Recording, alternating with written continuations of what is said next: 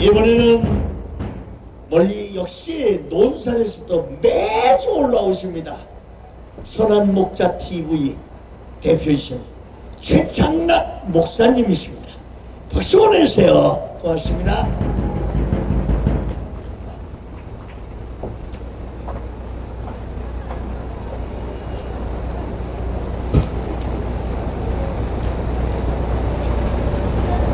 하나님을 사랑하시고 하나님께서 사랑하시는 애국 성도 여러분, 대단히 감사합니다.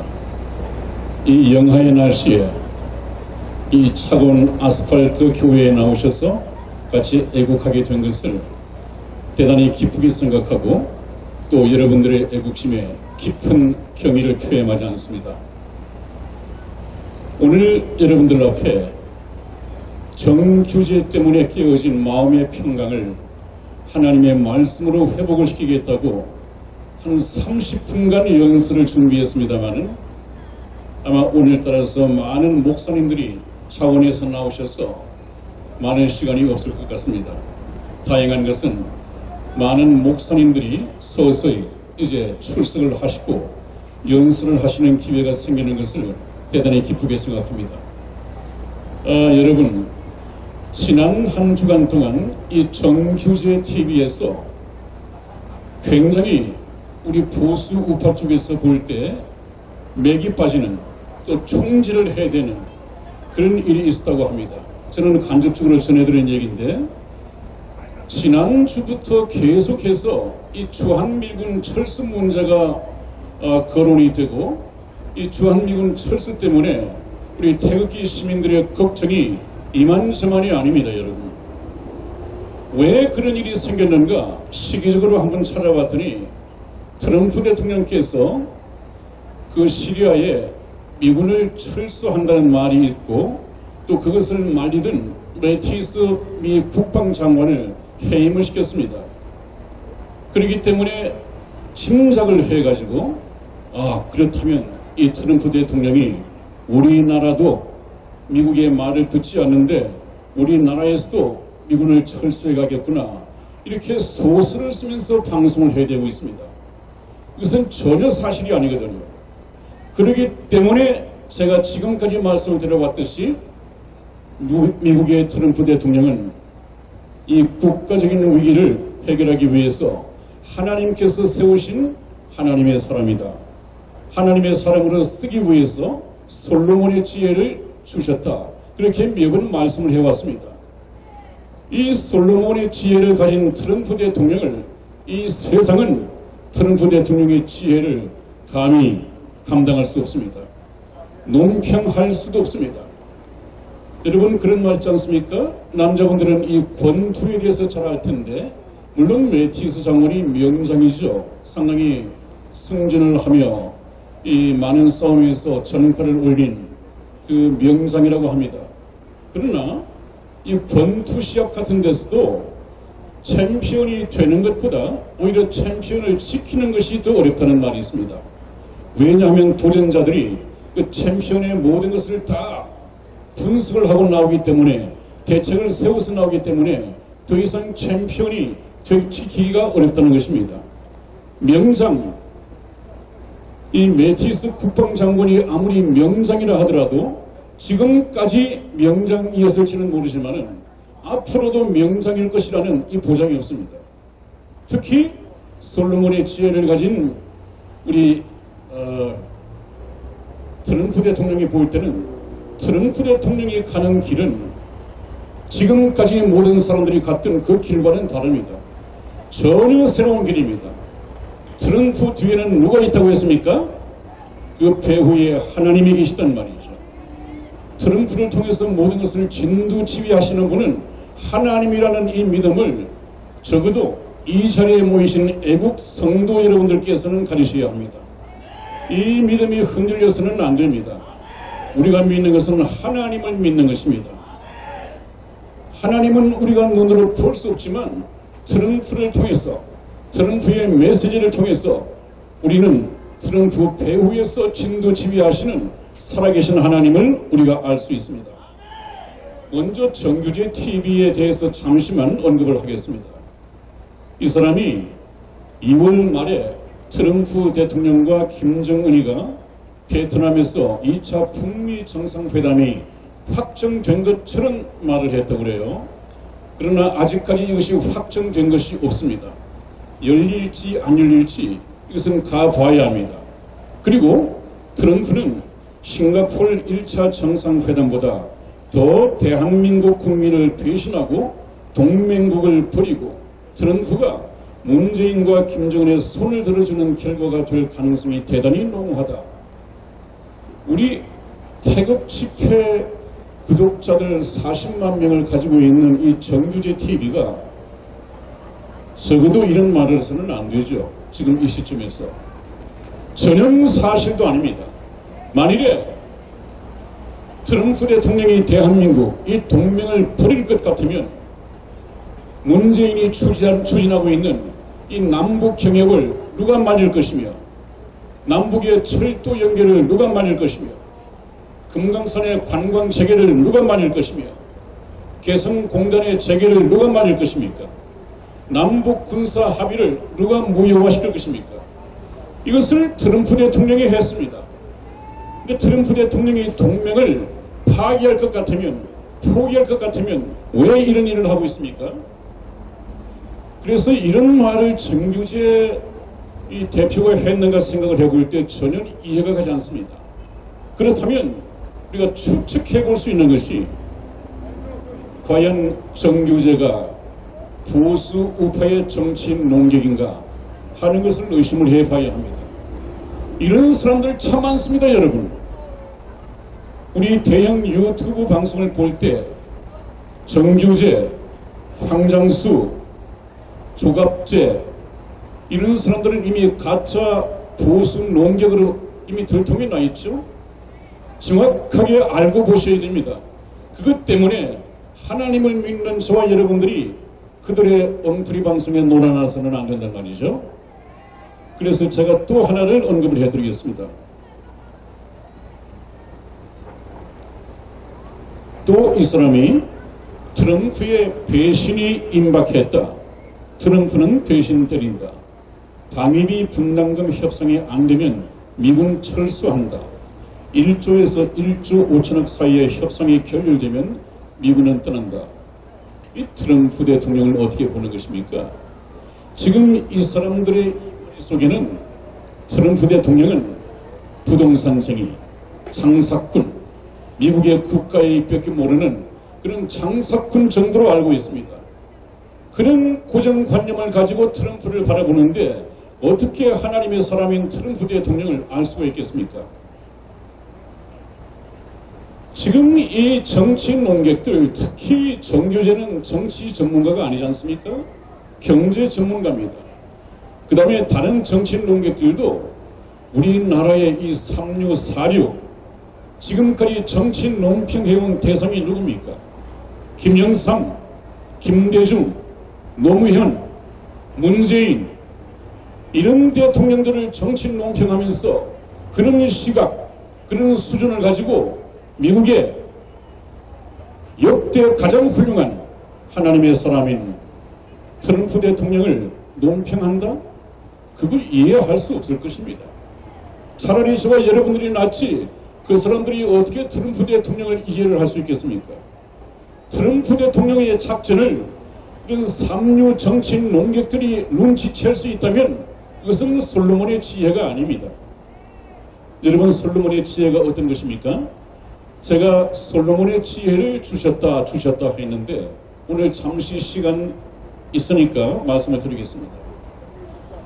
지금부터 3000년 전에 다윗의 아들 솔로몬 왕이 이스라엘을 통치할 때입니다. 그 당시는 왕이 직접 국민들의 이 재판도 담당을 했었습니다. 그런데 어느 날 두 여인이 서로 아들 하나를 데리고 와서 전부 자기 아들이라고 하는 것입니다. 근데 성경 말씀을 보면 그 두 여인은 창녀인데 3일 간격으로 서로 아들을 낳았습니다. 그런데 어떤 한 여인이 잠을 자다가 자기 아들 하나를 깔아뭉겨 죽여버렸습니다. 그리고 나서 보니까 아들이 죽었단 말이에요. 이 죽은 아들을 옆에 여인의 아들과 바꿔치기를 했습니다. 이제 큰일 났습니다. 서로 자기 아들이라고 이렇게 고집을 합니다. 주장을 합니다. 그래서 전혀 대책이 있을 수 없으니까 왕께, 솔로몬 왕께 재판을 청구했습니다. 솔로몬이 재판하는 과정에서 서로 전부 자기 아들이라고 이렇게 고집을 하니까 한치 양보도 없으니까 그 당시는 뭐 이 DNA 유전자 조사도 할 수 없는 시대니까 어떻게 해야 합니까? 정말 힘든 재판 아니겠습니까? 그래서 솔로몬 왕이 지혜를 짭니다. 하나님으로부터 받은 지혜가 있습니다. 그때 사용을 했습니다. 신하를 보고 너희가 칼을 가져오라. 칼을 가져와서 이 아들을 반으로 나누어서 반씩 나누어 주라. 여인에게. 옆에 사람들이 깜짝 놀랐습니다. 또 옆에 사람들이 이 왕이 미쳤나 이렇게 생각했을 것입니다. 그러나 솔로몬의 그 말을 듣고 한 여인이 울면서 통곡을 했습니다. 왕이시여, 저 아들을 반으로 나누지 말고 그냥 살아있는 아들을 저 여인에게 주십시오. 저 여인이 자기 엄마가 맞습니다. 솔로몬 왕은 재판이 끝났습니다. 이 아들을 울며 통곡한 저 여인에게 주라. 저 여인이 모성애를 가진 진짜 어머니다. 명쾌한 결론을 내렸고 이 솔로몬의 재판이 오늘날까지 지혜를 얘기할 때 반드시 언급이 되는 부분입니다. 이렇게 감당할 수 없는 솔로몬의 지혜를 하나님의 사람 트럼프 대통령이 현재 가지고 있다는 말이에요. 거기다가 대책이라고 내놓은 것이 차라리 보수가 성조기를 내리고 주한미군 떠나라고 요구하자 우리는 핵폭탄을 만들겠다고 선언하자. 이 얘기를 누가 들었으면 제일 좋아하겠습니까? 북한의 김정은이나 우리 문재인이 들었으면 가장 입맛에 맞는 종북 주사파들의 주장입니다. 이것을 정규제 입에서 나왔는가 의심이 될 정도입니다. 핵폭탄을 만들어요? 아예 지금 주한미군만 빼버리면 그 다음날 바로 북한이 쳐내려와서 우리 문재인이 그렇게 하지 않았습니까? GP 전부 철수해버리고 탱크가 밀고 내려올 수 있도록 모든 장애물을 다 치워버렸고 이 상태에서 핵폭탄을 언제 만들자는 얘기입니까? 또 문재인이 핵폭탄을 만들 것 같습니까? 이런 대책을 내놓고 국민들을 아주 기가 죽게 만들고 불안했더니 만들었답니다. 이 말도 말 같지 않은 말에 지혜로운 저와 여러분들은 하나님의 사람들은 절대 놀아나서는 안 됩니다. 제가 결론적으로 말씀드렸지 않았습니까, 여러분? 트럼프 대통령은 지난 김영철과의 대화를 마치고 난 이후에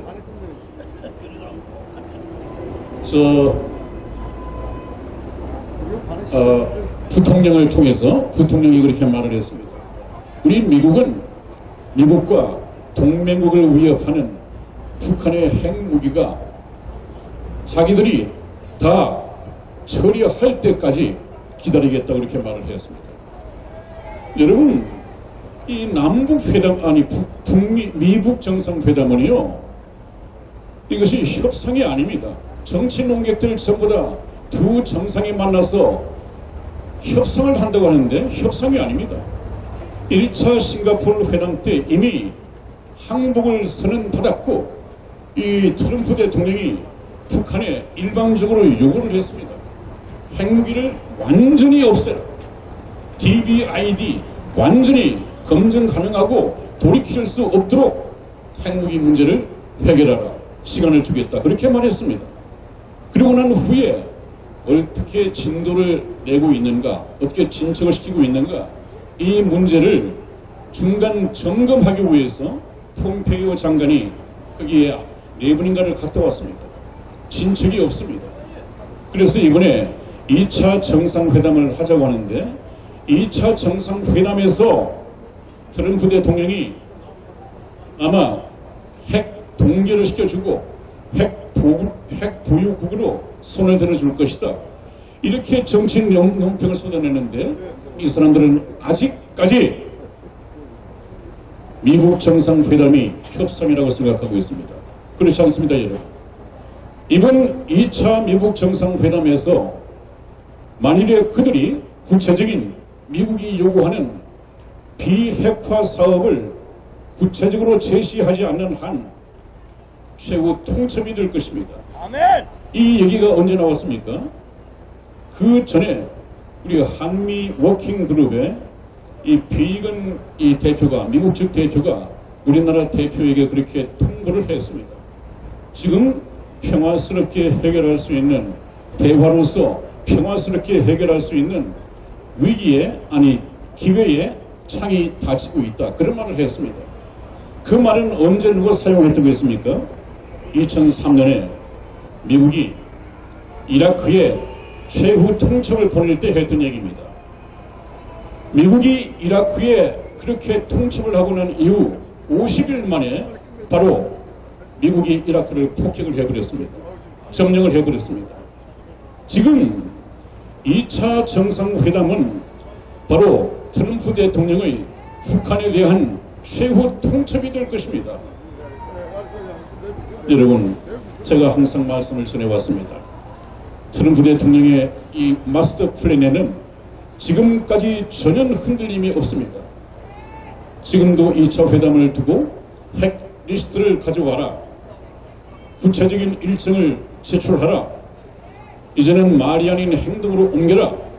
그렇지 않으면 2차 정상회담은 없는 것이다. 최후 통첩입니다. 사실상. 여러분, 조금만 기다리십시오. 여러분들이 걱정하시지 말고 이 태극기와 성조기를 가지고 좀 날씨가 춥더라도 많이 나오셔서 트럼프 대통령에게 응원을 보내고, 우리는 비록 한국에서 살고 있지만 문재인을 우리의 적으로 생각하고 있다. 트럼프 대통령을 응원하는 사람들이다. 이 태극기와 성조기가 많이 풀리길 수 있도록 많이 참석을 해 주시고, 여러분들은 고민할 필요 없습니다. 이제 즐기시면 됩니다. 얼마 남지 않았습니다. 그래서 북한이 제가 점령당한다고 했죠. 아주 미국의 맹방인 영국과 연합군을 맺고 아마 북한을 점령할 것입니다. 그리고 안정화 부대가 투입이 되고 2, 3년간 정도의 군정이 이루어질 것입니다. 그러고 난 후에 자유와 통일에 대한 평화를 누릴 수 있는 북한 동포들의 해방이 될 것이고, 우리 남한에서는 문재인 정권이 끌어져 내릴 것입니다. 박근혜 대통령이 강인한 꽃 무궁화로 화려하게 다시 복귀할 것입니다. 저와 여러분들이 같이 조국 찬가를 부르면서 심수봉의 무궁화를 같이 부르는 감격적인 순간이 이 태극기의 성지 대한민국에서 반드시 펼쳐질 것입니다. 트럼프 대통령 항상 국제 정세를 보면 위험한 속에 있습니다. 위험한 속에서 다윗의 용맹을 가지고 혼자 고군분투하고 있습니다. 트럼프 대통령을 위해서 기도해 주시고 하나님께 영광을 돌리는 이 역사가 끊이지 않기를 주님 이름으로 축원을 드립니다. 다음 순위 뵙겠습니다. 감사합니다. 최창남 목사님이었습니다. 언제든 우리 최창남 목사님은 우리 국민 가슴에 평안을 주시고, 또 우리 태극기 우리 국민들에게 다시 한번 할 수 있다는 용기와 희망을 주십니다. 아멘.